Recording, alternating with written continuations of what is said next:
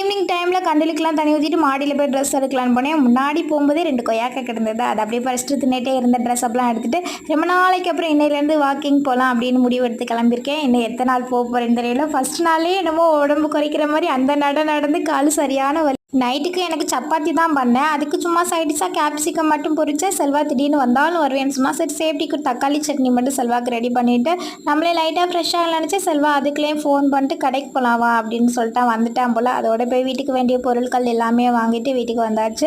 செல்வா அன்றைக்கி சிக்கன் வாங்கிட்டு வந்தான். சிக்கனை பார்த்ததும் எனக்கு மட்டும் சோறு வச்சு கொடுத்துட்டு கொஞ்சமாக நான் எனக்கு சப்பாத்தி கூட வேணாம் அப்படின்னு சொல்லிட்டு இருந்தான். சரி பார்க்க போகமா இருக்கேன் அப்படின்னு சொல்லிட்டு அவனுக்கு மட்டும் தனியாக சாப்பாடு வச்சுட்டு எனக்கு சப்பாத்தி தான். இன்றைக்கி நான் வட்டமாலாம் மாவு ரெடி பண்ணி வச்சுருந்தேன். லாஸ்ட்டு வேணான்னு சொல்லிட்டு எல்லாம் ரெடி பண்ணிகிட்டு இருக்கும்போதே சொன்னோம் சப்பாத்தி வேணும்னு நீனும் வராது, சோறு வேணும்னு நானும் வரமாட்டேன் அப்படின்னு. ஃபைனலாக சிக்கன் ரெடி பண்ணதும் சாப்பிட வேண்டியது தான். சிவபார்வதி, பிரவீனா, உமா, விமல், வனுஷ் இவங்க எல்லாருக்குமே இனிய பிறந்தநாள் நல்வாழ்த்துக்கள். பாய் பாய்.